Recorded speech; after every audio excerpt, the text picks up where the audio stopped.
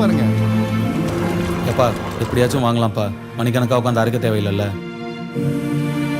ஆட்டுக்குட்டிக்கு ஒரு ஆட்டு மிஷினால என்ன வேணாலும் செய்யலாம். ஆனால் கை பக்குவம் வரணும்ல, அது மனசுலேருந்து வரணும். பொதுவாக லைஃப்பில் நம்ம பண்ணுற வேலையை ரசித்து பண்ணணும்னு சொல்லுவாங்க. அதுக்கு பெரிய பிஸ்னஸ் மேனாக இருக்கணும்னு அவசியம் இல்லை. வெறும் இட்லி சுடுறதா கூட இருக்கலாம். முழுக்க நம்ம கம்பெனிக்கு வந்ததுக்கு 15% ப்ராஃபிட் இன்க்ரீஸ் ஆயிருக்கு. சூப்பர்யா, சரியான வேலைக்காரையா நீ. நமக்கு அப்புறம் இந்த வீடும் நம்ம கடையும் அப்படியே போயிடுமோன்னு. அவன் எங்கே போக போகிறான்? இங்கே தான் திரும்பி வர போகிறான், இங்கே தான் திரும்பி வர போகிறான், இங்கே தான் திரும்பி வர போகிறான்.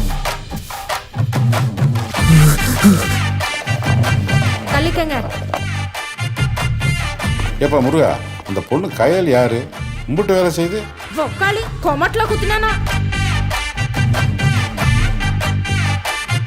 You're the best. நான் உனக்காக ஒரு பெரிய எம்பையரே கட்டி வச்சிருக்கேன். இப்படி பொறுப்பு இல்லாமல் சுத்திக்கிட்டு இருந்தா இப்படி. Look at Murugan.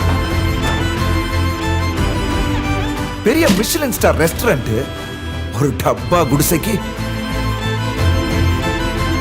அது வெறும் கடையில் தம்பி, இந்த ஊரோட அடையாளம்.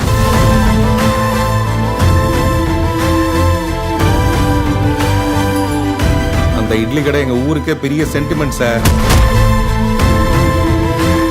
அவனை முழுசா அழிக்காம நான் இங்க வர மாட்டேன். வேண்டாயா, எட்டனா பேர் அவங்க அப்பனோட இட்லி கிடைக்காக அவன் சாகிறதுக்கு ரெடியா இருக்கா.